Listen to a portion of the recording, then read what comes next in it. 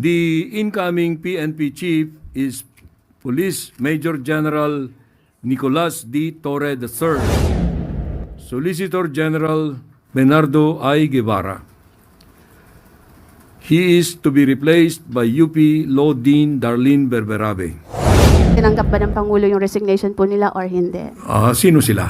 Si Secretary Boying Rimulya and Secretary Declined yung resignation niyan. Si Secretary John Vic Rimulya. Declined din. Maaari bang humingi kami ng detalye bakit po si General Torre na 2-star general ang napili ng Pangulo bilang susunod na hepe ng PNP? Accepted is based on a careful assessment of whether the standards set by the President for efficiency and leadership have been met. Some have delivered, others have not. The following officials have been informed that their resignations have been accepted. The first one, Solicitor General Menardo I. Guevarra. He is to be replaced by UP Law Dean Darlene Berberabe. Dean Berberabe will enter the service as the new Solicitor General. She took her oath this morning before the President on the strength of her broad experience as an academic and legal professional. She graduated summa cum laude in philosophy in the University of the Philippines and was the class salutatorian in 1999 of the UP College of Law. While she was a student, she already worked at the Kizumbing Torres law firm. She later joined Procter & Gamble as general counsel. In 2010, she assumed as the chief executive officer of the Pag-ibig Fund, and there she became known for her transformational leadership, good governance, integrity, and excellence. Her strong philosophy background will help her use the wisdom and the ethical leadership she has gained from deep reflection and rigorous study to competently perform her tasks as the Solicitor General. The second whose resignation is accepted is the resignation of CHED Chair J. Prospero E. De Vera III. She will be replaced by CHED Commissioner Shirley Agrupis. We are grateful for the service. No, there is another one that I will have to announce. The PNP Chief. Bakit?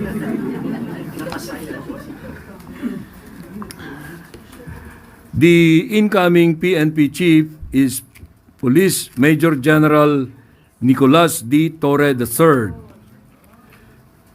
The turnover of command will happen June 2nd.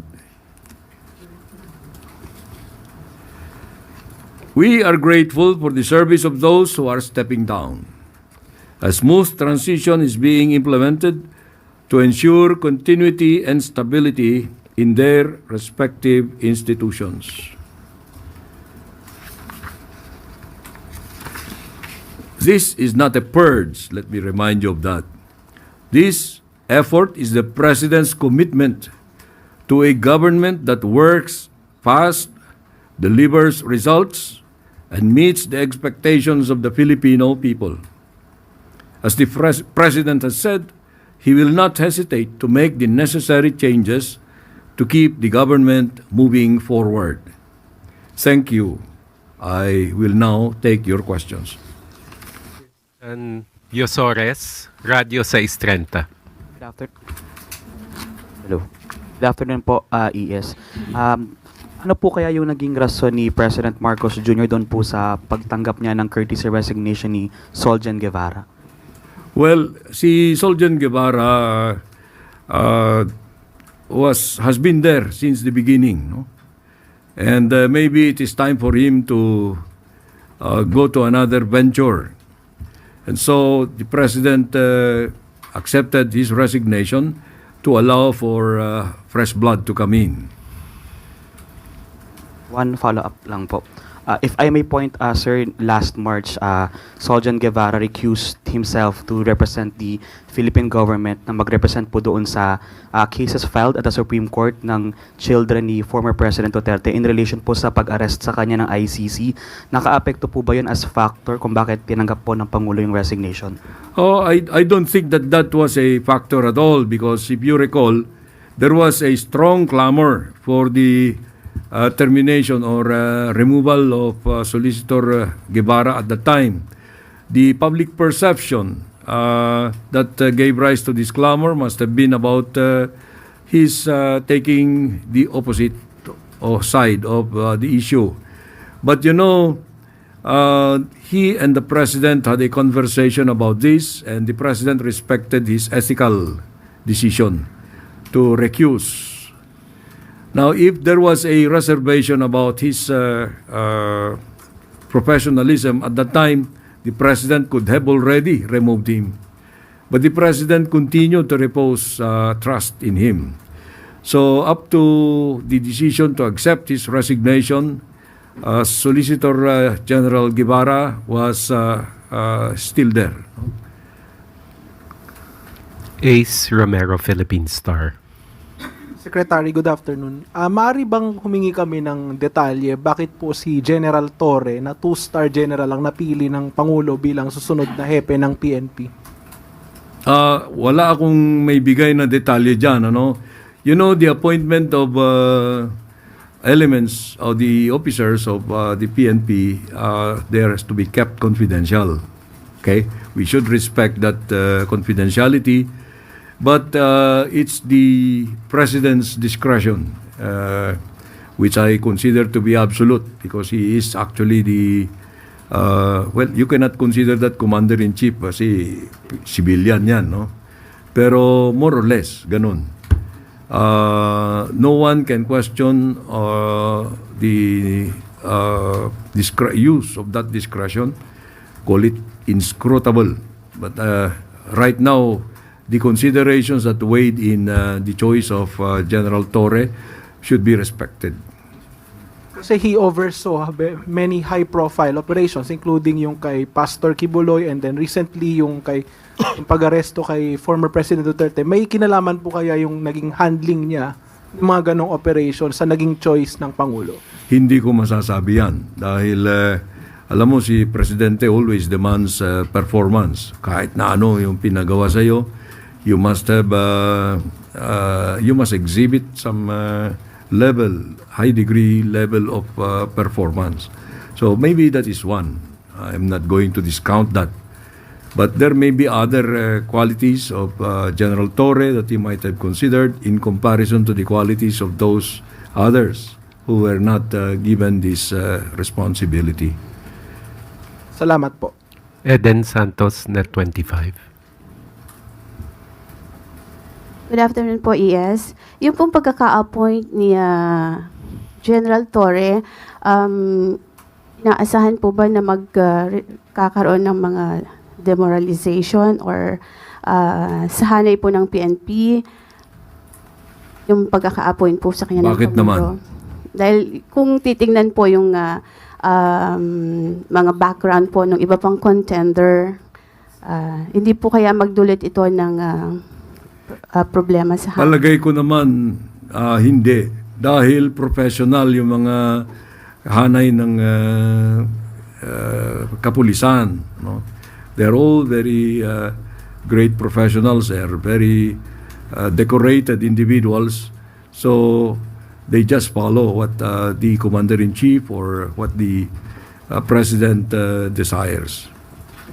So hindi po naman ito reward sa kanya, another reward ng Pangulo yung kanyang Alam mo, lahat ng promotion reward yan, ano?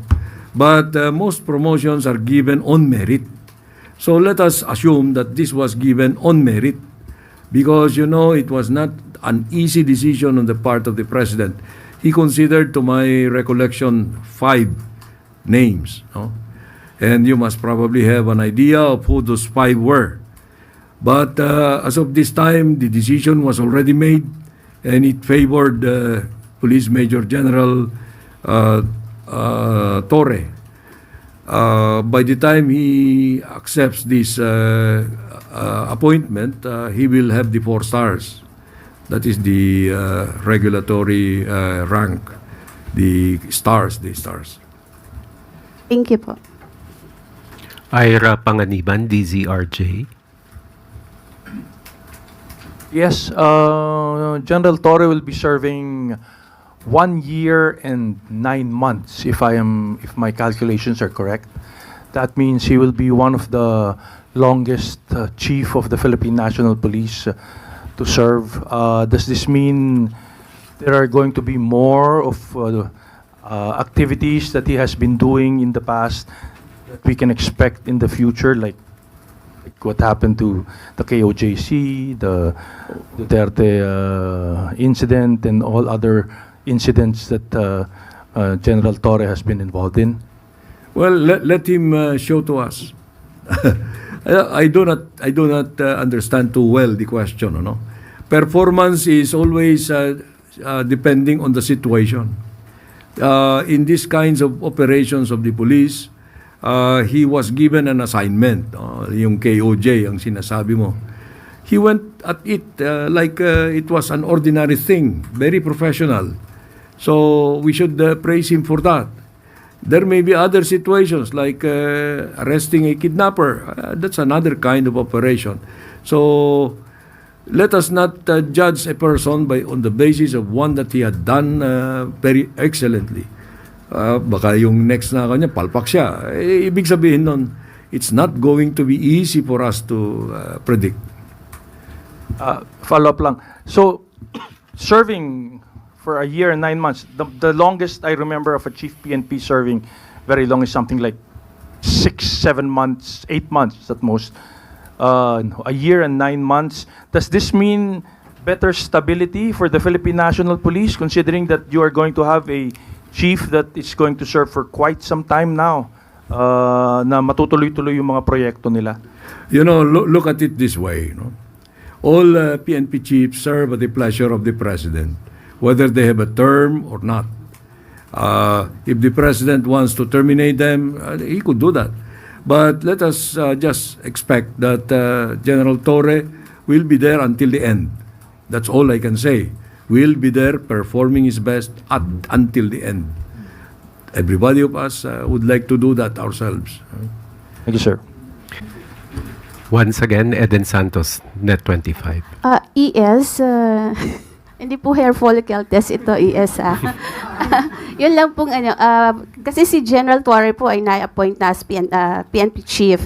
How about yun pong courtesy resignation ng iba pang mga involved dun sa illegal arrest di umano ni dating Pangulong Rodrigo Duterte. Yung resignation po ni na DILG Secretary, DOJ Secretary Remullaz, are we expecting na sa mga susunod na araw ay meron na rin pong yung resulta? I do not like your qualification of the arrest as illegal. No? That is an opinionated statement made by somebody.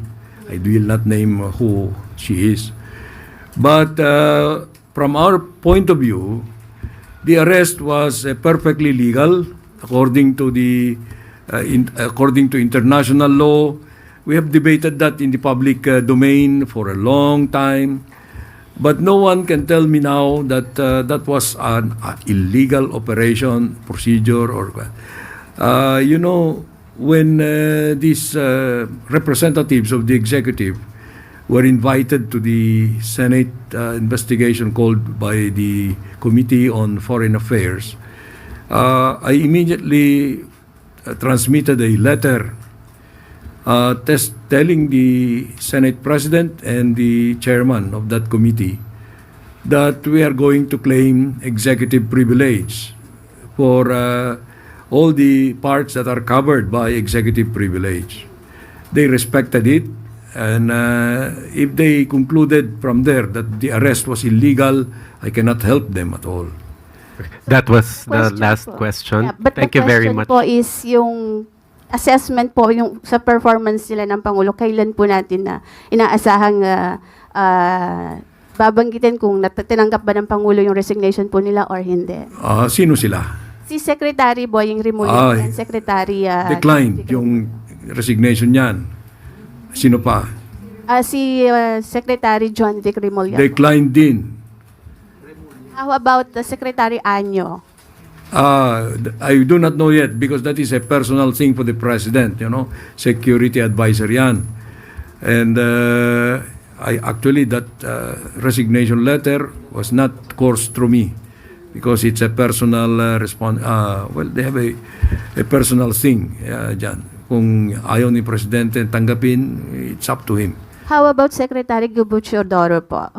Hindi rin. Gusto mo bang lamunin tayo, no? So yung po tatlo, dinicline na po ng Pangulo. Yeah, definitely. Declined na yan. Thank you very po. much. Thank you very much, Executive Secretary Lucas Bersamin, Honorable Undersecretaries. Thank you very much. We now turn over the floor to Secretary J.C. Ruiz.